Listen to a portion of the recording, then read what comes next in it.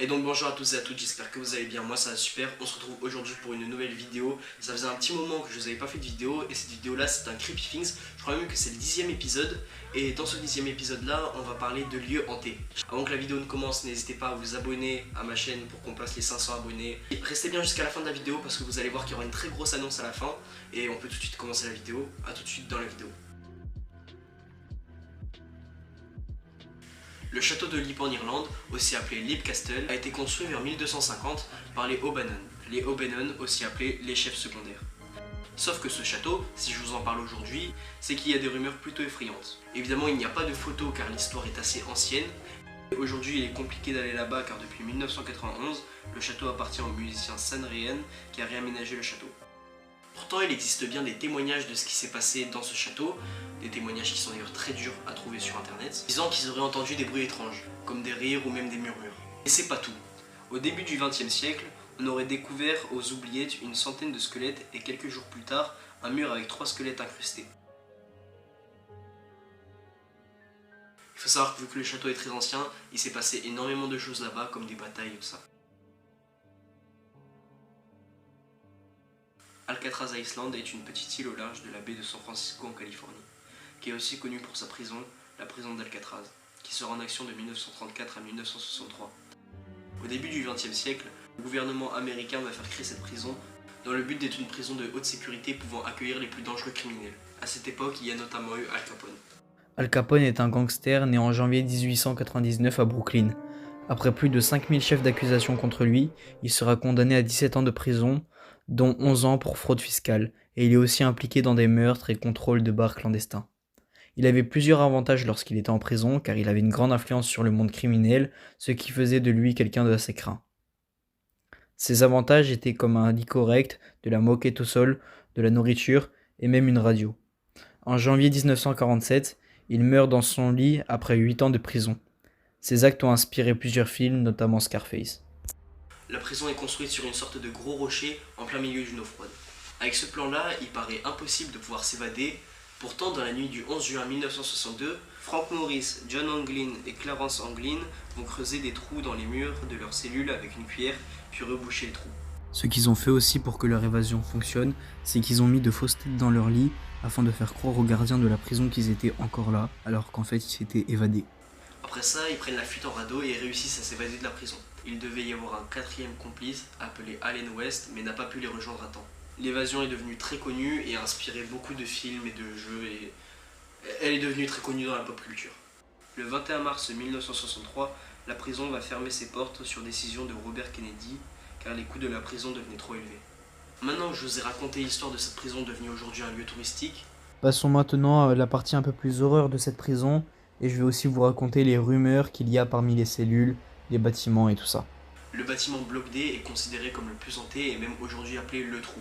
La cellule 14D est la cellule la plus froide et les touristes disent y ressentir de violents frissons à l'intérieur.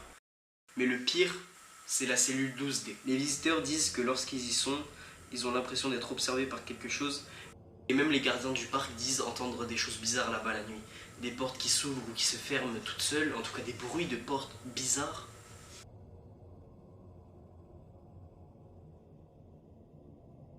La tristement célèbre forêt Aokigahara au Japon se trouve au pied du mont Fuji et s'étend sur plus de 35 km. Elle est aussi appelée la forêt des suicides et il y a une vidéo qui a fait une énorme polémique là-bas qui est tournée en janvier 2018. C'est la vidéo de Paul Logan, un célèbre youtubeur américain. Dans la vidéo, il va découvrir un corps avec ses amis, mais il ne va pas avoir l'air très inquiet et va même prendre la situation comme une blague. There's a thing. There's a thing that is now in our lives we just experienced. How our lives unfold. There's no going back. I've seen things I can't unsee. La vidéo va faire énormément de bruit et va être supprimée par le youtubeur après une vidéo d'excuse. I should have never posted the video.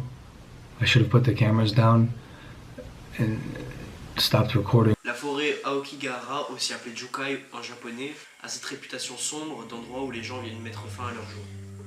Mais aussi beaucoup d'accidents s'y sont produits, notamment par les chemins parfois compliqués à emprunter. Aujourd'hui, le lieu est considéré comme maudit, mais il y a encore des randonneurs qui y vont parce que l'endroit est tout simplement beau. On appelle la forêt aussi avec le nom de mer des arbres en raison de son énorme densité. C'est assez facile de se perdre dans une forêt comme celle-ci, et dû à sa grandeur et les rumeurs qui vont avec, on peut y voir en se baladant plusieurs panneaux de prévention avec des numéros d'aide. Il y a régulièrement des équipes de secours qui vont faire des vérifications dans la forêt. Il n'y a pas vraiment d'autre chose que j'ai à vous dire sur cette forêt, alors on passe tout de suite au sujet suivant.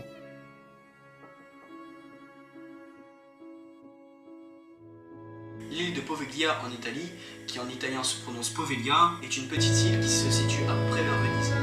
L'accès à cette île est très limité, on n'a même pas le droit de la visiter en tant que touriste, et je crois qu'elle est aujourd'hui à vendre à peu près un demi-million d'euros. À l'époque, cette île était utilisée pour isoler les personnes atteintes de maladies contagieuses. En 1922, un grand hôpital psychiatrique va y être construit, et y accueillait des personnes à maladies mentales et avait des sortes de traitements qui ont fait de grandes polémiques, comme les électrochocs et la lobotomie qui est une ancienne procédure médicale. Les patients étaient souvent maltraités. En 1968, l'hôpital va fermer ses portes et se faire abandonner. Aujourd'hui encore, il est toujours sur place car il n'a pas été détruit, mais dans tous les cas, l'accès à l'île reste très compliqué. L'accès il est tellement compliqué que je crois qu'il n'y est même pas sur Google Maps. Enfin, j'avais essayé de regarder tout à l'heure, mais on ne pouvait pas la trouver correctement, on ne pouvait pas se déplacer dedans. Pendant des années, l'État italien va tout faire pour vendre l'île. Puis en 2014, ces 2800 mètres carrés seront mis en enchères, achetés par Luigi Brugnaro pour 513 000 euros.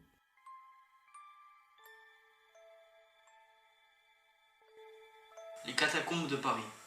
Premièrement, c'est quoi des catacombes? Pour ceux qui ne le savent pas, des catacombes sont des sous-sols assez anciens, avec à l'intérieur une grande quantité d'ossements, comme des crânes, des os, des jambes, etc.